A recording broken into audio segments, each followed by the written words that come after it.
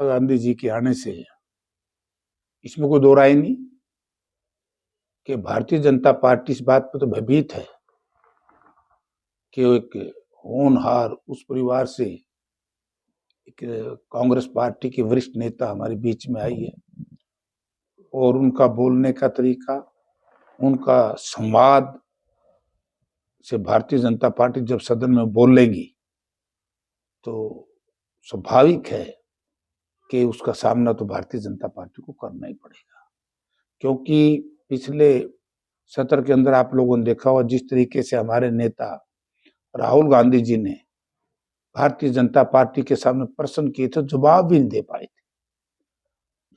तो अब प्रियंका जी और आई हैं, उनका हमें लाभ मिलेगा और देश को भी लाभ मिलेगा, पार्टी को भी लाभ मिलेगा।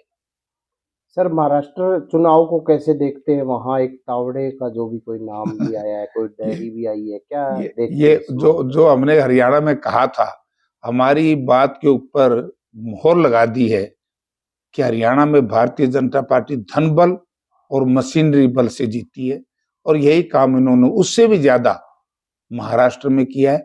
आप ये देखिए, 48 में से 32 लोकसभा सीट जीती गठबंधन ने, हमारे गठबंधन ने, उनके नहीं, वो तो हारे बुरी तरीके से। और वहां पर इतनी असेंबली की सीटें लेगी, नांदेड़ कांग्रेस पार्टी जीत गई, पार्लियामेंट असेंबली उनको कैसे मिल गई? ये एक बड़ा सोचने का विषय है। देश की जनता को ने भी इस बात पर सोचना पड़ेगा। ये भारतीय जनता पार्टी के लोग बड़ी बेशर्मी से इस तरह का बयान करेंगे कि फिर ये ईवीएम को दोषी ठहराएंगे, धनबल की बात कहेंगे। अरे धनबल नहीं है तो तावड़े भारतीय जनता पार्टी का जनरल सेक्रेटरी है, उसके कमरे से इतने पैसे बरामद होना, उसकी डायरी में पता करना 400 के करोड़, 300 करोड़, तो ये गड़बड़ तो है ही। एक तरफ तो अमेरिका में अडवाणी जी के खिलाफ जो आरोप लगे, 2200 करोड़ रुपए के पैसे हिंदुस्तान के नेताओं को बांटे, सत्ताधारी दल के नेताओं। एक तरफ वो इसको ग्रीन एनर्जी को लेकर के, न्यूक्लियर इसको सौर ऊर्जा को लेकर, एक तरफ ये, यानी कि भारतीय जनता पार्टी लाखों लाख करोड़ रुपए डायरेक्ट इनडायरेक्ट अर्जित करके और जो दूसरे देशों से सेल कंपनियों के माध्यम से अडानी जी के अकाउंट्स में डलवाए, उनकी कंपनियों में डलाए हैं। इससे साबित होता है कि देश की जनता ने इस पर विचार करना पड़ेगा और विचार करना चाहिए कि क्या कारण है, ये हो क्या रहा है देश में। सर, अगर बात की जाए किसानों की, किसान लगातार एमएसपी कानून की मांग करते रहे हैं, तो अब किसानों ने ऐलान कर दिया है कि अब 6 दिसंबर को दिल्ली बॉर्डर पे जाएंगे, दिल्ली जाएंगे, अपना शांतिपूर्वक धरना देंगे और उनकी मांग को लेकर अपनी देखिए, वैसे तो किसानों का मामला है, किसान हम भी हैं, लेकिन जो गैर राजनीतिक संगठन है उनके, वो क्या करेंगे वो निर्णय तो अपना आप लें, लेकिन मैं उनके निर्णय के साथ अपने को संबंध करता हूं कि उनकी बात सही है।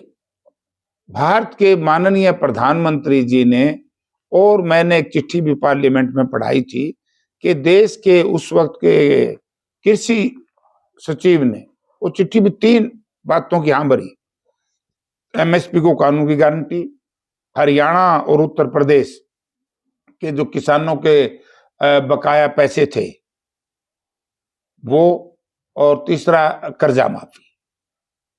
तो आज हमारे किसान कितने लंबे अरसे तक धरने पर बैठे रहे मुआवजे के लिए, मुआवजा नहीं,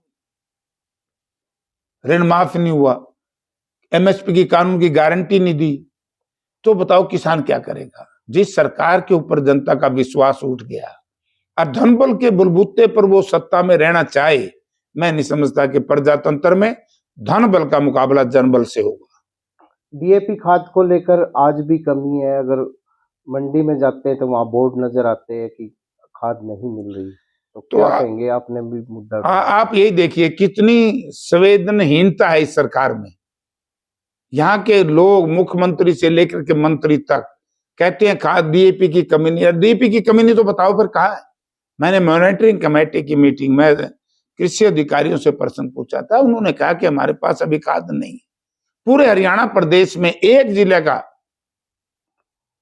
डिप्टी डायरेक्टर एग्रीकल्चर, ये बता दो कि वहां पर खाद है तो मान जाए, माफी मांगेंगे सरकार से, वरना सरकार जनता को गुमराह मत करे, ये जनता सब देख रही है। सर अगर बात की जाए, अगर एक किसानों की जो अगर धान के जो रेट है उसको लेकर भी किसान नाराज है। यहां भी धोखा हुआ है। मुख्यमंत्री जी ने 3100 रुपए कहा था, और ये एक बहुत बड़ा घोटाला है। 3100 एक तरफ कहा, ये झूठ बोली मुख्यमंत्री जी ने। उसके बाद 2300 रुपए जो एमएसपी सरकार ने निर्धारित की थी, भारत के प्रधानमंत्री ने सदन में भी कहा था, कृषि मंत्री ने सदन में कहा था कि अब सबसे ज्यादा एमएसपी पर हरियाणा में फसल खरीदते हैं, क्योंकि वोट लेना था। जैसे ही वोट खत्म हुआ तो एमएसपी नहीं मिली किसान को। 2100 रुपए प्रति क्विंटल के हिसाब से ज्यादा कोई दाम नहीं मिला। वो 2300 से 200 रुपए प्रति क्विंटल कम है। 2000 में 300 रुपए प्रति क्विंटल कम है। अगर ये इतना पैसा है तो ये हजारों करोड़ रुपया किसान को बिल तो आपको जो कटे हैं वो 2300 रुपए का मिला है, और आपके खाते में पैसे भी 2300 रुपए के आगे। किसान को विवश किया जा रहा है कि 200-300 रुपए क्विंटल वापिस करो, तो किसके पास जाएगा पैसा? यह हजारों करोड़ रुपए का है, घोटाला है। मेरी सरकार से निवेदन है, दरखास्त है कि इसकी किसी भी हाई कोर्ट के सिटिंग जज से या हाई कोर्ट की निगरानी में इसकी सीबीआई से जांच कराओ। ये 300 और 200 रुपए प्रति क्विंटल किसकी जेब में पैसा गया है? सर बात की जाए, बीजेपी सरकार ने सरकार बनने के बाद अब सदस्यता अभियान शुरू कर दिया है, पूरे हरियाणा में लाखों सदस्य भी बनाए हैं, और वहीं आपका अभी तक कांग्रेस का संगठन ना बनना एक चिंताजनक बात है। देखिए वो क्या कर रहे हैं, वो तो झूठे साबित होगी। ये सदस्यता भी इस तरह की झूठी होगी जिस तरह का यूरिया झूठी बात निकली, डीएपी की झूठी बात निकली, इसी तरीके से एमएसपी की झूठी बात निकली। वो तो एक झूठों का एक टोल है।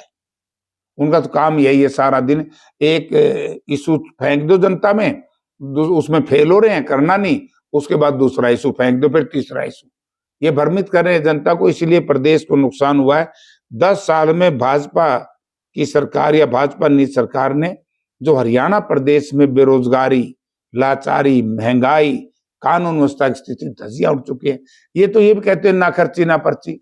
आज ही मेरे पास एक ऐसा केस आया कि भारतीय जनता पार्टी के एक शीर्ष नेताओं में से एक नेता ने एक व्यक्ति से पैसे लिए और नौकरी नहीं लगवाई। तो इस तरह के केसेस क्यों आ रहे हैं?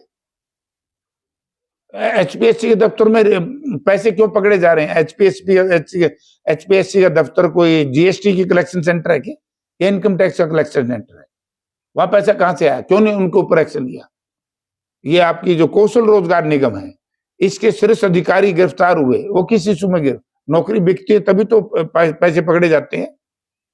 लेकिन वो मारे कुआओ तो बोले क्या मारिए, फेर मार दे, आड़िया होता खेत में थे, दुखी हो रहा था, बोले क्या मार, फेर मारा संटा, बोले क्या मार, फेर मारा संटा, गात तोड़वा लिया। तो भाई ये लोगों का गात तोड़ेंगे और ये झूठ बोलने से नहीं मानेंगे। इनका एक ही इलाज है, क्योंकि धन के बलबूते पर ये सत्ता हासिल की है।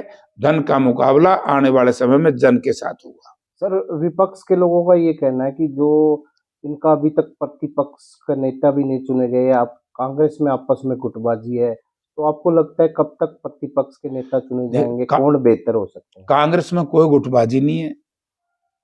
लोगों ने सब देख लिया है कि कौन नेता, मुझे कहने की दरकार नहीं है, किसके नेतृत्व में सब कुछ हुआ, चुनाव लड़ा गया, और कांग्रेस की कहां कमी रही, क्या कारण रहे, जनता सब जानती है। किसी से कोई अनभिज्ञ नहीं है। अब कुछ बात करना का कोई मैना नहीं है। हमारी पार्टी के विधायक मंडल ने अपनी अनुशंसा हमारी हाईकमांड को दे दी है। अब हाईकमांड फैसला कर देगी। आप ये बताइए कि विधायक दल का नेता तो 10 दिन पीछे भी चुना जाएगा, कोई खास बात नहीं है। मैं दूसरा प्रश्न पूछता हूं कि धन के बलबूते पर जिस तरीके से पूंजीपति के इलेक्ट्रॉनिक मीडिया, प्रिंट मीडिया से इस तरह का दुष्प्रचार हमारे खिलाफ कराते हैं, मैं आपके चैनल के माध्यम से पूछना चाहता हूं, क्या मुख्यमंत्री जी का सीएमओ ऑफिस बन गया? पीएस का फैसला हो गया? एपीएस का फैसला हो गया?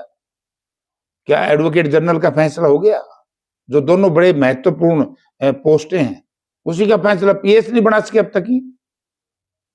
तो खुद बोला नाच न जाने आंगन टेढ़ा, खुद इनके बस की गवर्नेंस नहीं है। गुड गवर्नेंस की बात करने वाले 2 महीने से अपना चीफ मिनिस्टर का पीएस और एडवोकेट जनरल नहीं बना सके। कहां से गुड गवर्नेंस होगा जब पीएस ही नहीं होगा सीएम के दफ्तर में? तो बताओ सीएम ऑफिस कैसे चलेगा भाई? देखिए, भारतीय जनता पार्टी में कानून व्यवस्था ठीक कभी रही नहीं। पेशेवर अपराधियों को संरक्षण देने का काम जनता बहुत आरोपित करती है सरकार को। जनता में हम जाते हैं, लोग कहते हैं कि इनके संरक्षण में लोग पैदा हो रहे, वरना आप ये देखिए कितना जघन्य अपराध हुआ था बुडाना में। अगर पहले मर्डर पे ही सरकार सचेत हो जाती तो दूसरा क्यों होता? इनकी नेग्लिजेंसी की वजह से, लापरवाही की वजह से इसमें सरकार दोषी।